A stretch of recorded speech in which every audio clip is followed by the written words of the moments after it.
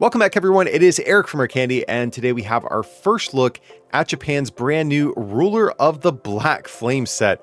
So kind of weird timing unveiling these cards because at the time of recording, literally yesterday, we saw the full set reveal for Pokemon card 151. So we've barely had time to even digest those, but we already have our look at what's coming down the road next.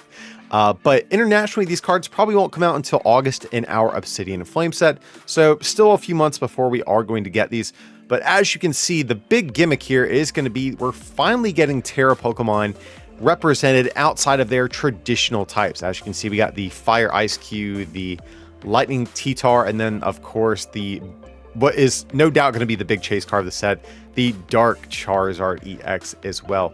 So very excited to finally see this Tera mechanic get shaken up and become a little bit more interesting. But with that being said, guys, remember to smack that like button for me to feed that always hungry YouTube algorithm. And let's dive in and check out some of these new cards that are getting revealed for Ruler of the Black Flame. So as you can see, we have that Fire Eiscue EX up first.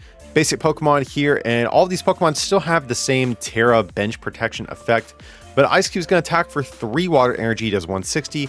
You discard an energy from this Pokemon, and then the defending Pokemon can't attack during your opponent's next turn. So even though this thing is a fire type, Excalibur can still power this thing up, which is kind of cool. It gives your deck a little bit of, extra type coverage. Maybe if a very popular metal or grass Pokemon winds up being very popular at some point, you can always tech an Eiscue in to make quick work of those Pokemon. So again, think of something like a Meowscarada EX or a Copperaja EX. Something like this would be able to easily answer those sorts of Pokemon. Outside of that, I'm not too stoked on this card. Like, yeah, preventing the defending Pokemon from attacking is cool, but most decks are going to just play a switch. Most decks are just going to retreat out of this, and it's not actually going to stick. If this placed the effect on Eiscue where it said during your opponent's next turn, prevent any damage done to Eiscue, well, then this card would be significantly better. But as a result, I don't think this attack is going to stick more often than not. So I think for the moment, you're not building around this card. It's probably only ever going to be like a tech card in your Excalibur decks. Again, if some of these fire weak Pokemon ever do become more popular. We have our first Palafin card, which actually did get revealed earlier in this week as well. I think this card is okay at best. Justice Kick does 210 if you move from the bench to the active this turn, and then Jet Punch, just 30 and 30 like always.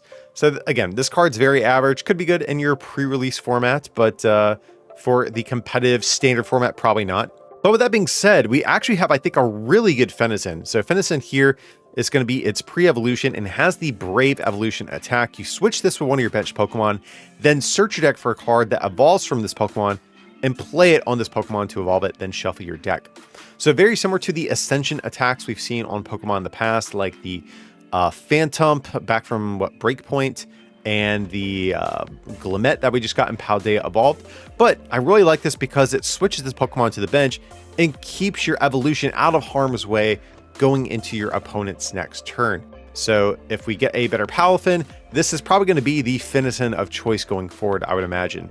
But next up from there, we have Tyranitar EX getting the lightning treatment. And this thing is an absolute unit, 340 HP. But let's see its attacks here. For fighting this 120, and you milled the top 2 cards of your deck. So definitely a little bit annoying, but 120 for 1. It's an okay energy to damage ratio. But then its other attack for 2 fighting this 150. If any of your bench Pokemon have damage counters on them, this attack does 100 more damage. I'm not super impressed with Tyranitar because it doesn't really gain many benefits from being a lightning type. Like, yes, you can use Electric Generator, but you don't need lightning energy to attack. You need fighting. If this was like colorless energies, that would definitely be a bit better. But I will say Gutsy Pickaxe, I believe technically does work for this. It just accelerates fighting energy. It doesn't require it to be on a fighting Pokemon. So you still do have some energy acceleration with that if you do decide to go that route. Getting the damage counters on your Pokemon could be a little bit annoying. You might have to play something like Magma Basin even in your deck, or like Gapejaw Bog. Or there's even a new Dodrio that's coming out in the Pokemon card 151 set that can put damage counters on itself. There's the Gengar, of course, from Lost Origin. So there are some ways to make this happen, but it's definitely an annoying requirement to have. And then you still do need a choice belt if you want to knock out a lot of the Pokemon V-Star. So Tyranitar, it's okay, but it's a stage 2, so it's a lot of work just to get in play already. And its attacks are, I think, pretty average for the moment. So we'll have to see what else comes out in this Ruler of the Black Flame set. But again, based on what we know right now, card seems okay at best. So another card that we already saw get revealed is the Cleffa here. We have the return of baby Pokemon, and along with them, they do have colorless, or not colorless, but energyless attacks once again too. So you draw until you have 7 cards in your hand. So in the early game, I think they're just pushing you to, you throw up a Cleffa at the end of your turn and just refill your hand while you're getting set up. Kind of like a pseudo tropical beach, if you will. That being said, this is a 30 HP Pokemon. This is such a liability against like Lost Box decks that can eventually pick this off with like Sableye for cheap prizes. And with us being in a format where so many decks are playing Iono, I think it's going to be rare where the 7 cards actually stick in your hand for a turn. So I don't actually know how good this effect is going to be. I really do wish, though, this is like kind of a side tangent, I really do wish our baby Pokemon could evolve into their normal basic counterparts once again. Like, it's not going to actually come up that often, but it's just so weird to me that we can't actually evolve Cleffa into Clefairy if we wanted to. Again, I don't think it's going to matter too much most of the time, but that's something I really do wish they would bring back with these baby cards once again. But I don't know, maybe that's just a pointless ask at this point. But Cleffa, it's not a bad effect, but I just don't think it's probably going to be worth your deck space a lot of the time. But of course, up next we have what is undoubtedly going to be the crown jewel of the set, no pun intended, since we have like crystal looking Pokemon here. Charizard EX. We actually did see this card get leaked. It was like a month ago at this point. It was like a German version of the card. So we've actually sort of known about this, but we finally have confirmation that that card is real. In fact, it was like the full art version, but stage 2 Pokemon, 330 HP. Has this ability when you play this card from hand to evolve a Pokemon during this turn. You may search your deck for 3 basic fire energy cards and attach them to your Pokemon in any way that you like, then shuffle your deck. So I think the idea here is you evolve into Charizard, and this is going to set up your current Charizard plus your next one as well, potentially.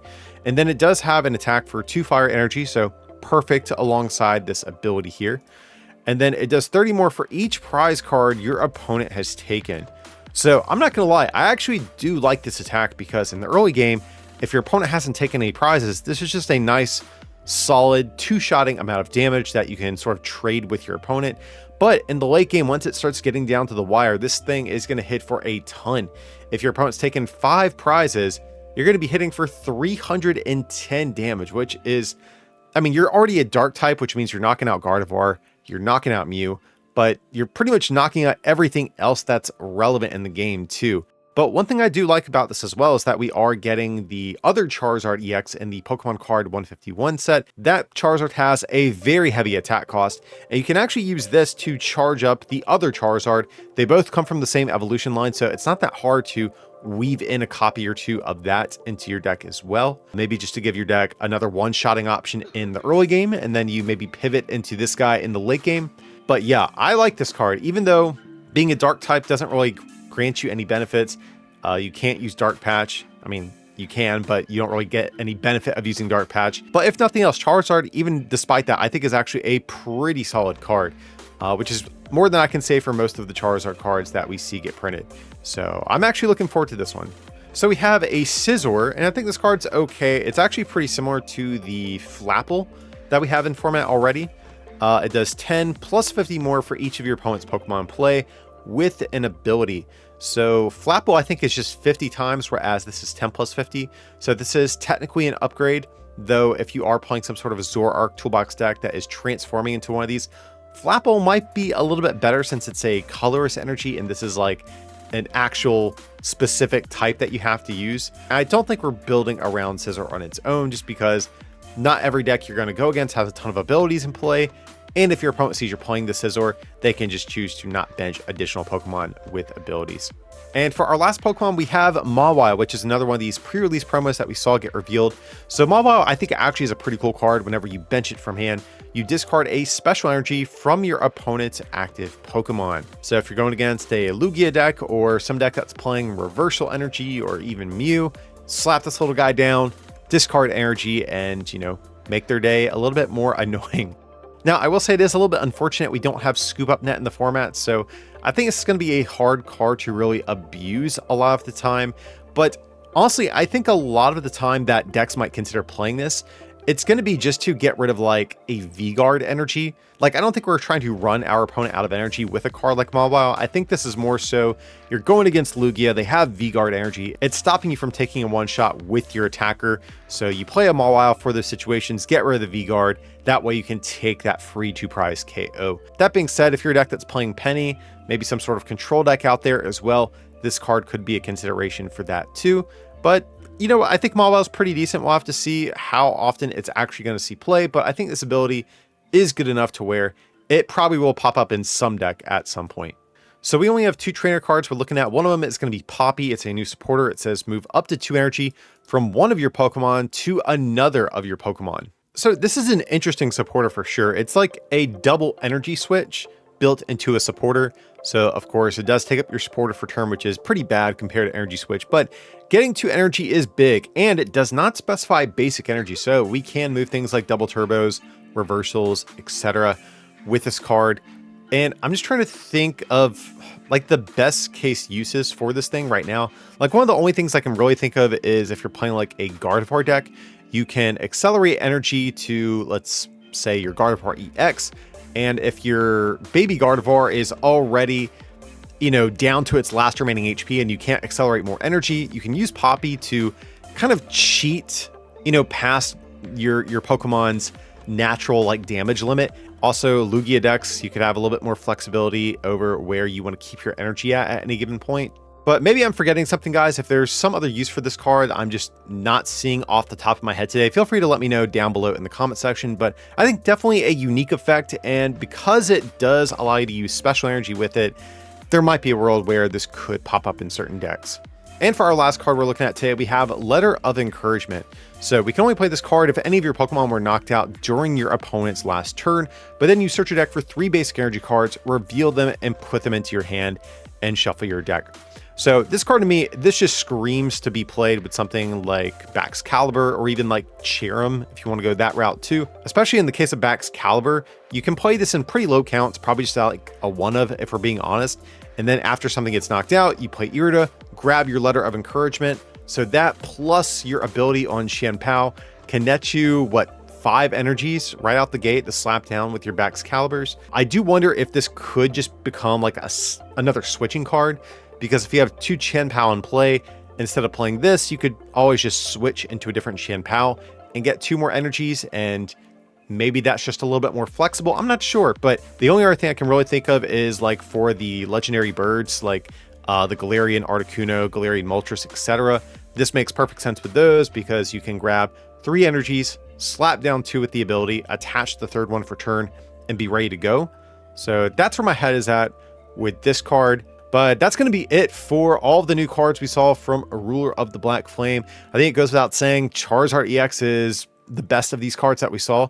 And it kind of makes me scared to see the price of this card. Like, Charizard's already notoriously expensive, even when its cards are like absolute dog water. But having a playable one that's a dark type too, come on, my wallet is definitely not looking forward to this set, that's for sure. But with that being said, let me know your full thoughts down below in the comment section. Do you guys like these new takes on the Tera Pokemon? Which of these cards today, just in general, are your favorites? Let me know your full thoughts down below in the comment section. With that being said, if you did enjoy today's content, remember to smack that like button for me. And if you're feeling a little extra generous and want to take that support to the next level, you can also become a patron at patreon.com/rarecandytcg or pick up some merch at rarecandytcg.com. But as always, thanks so much for watching, and I'll see you next time.